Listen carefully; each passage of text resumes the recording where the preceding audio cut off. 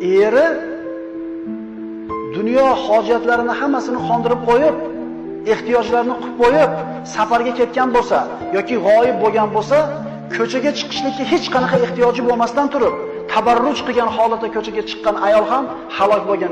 Mendan bu haqida so'ramanglar dedi Rasululloh.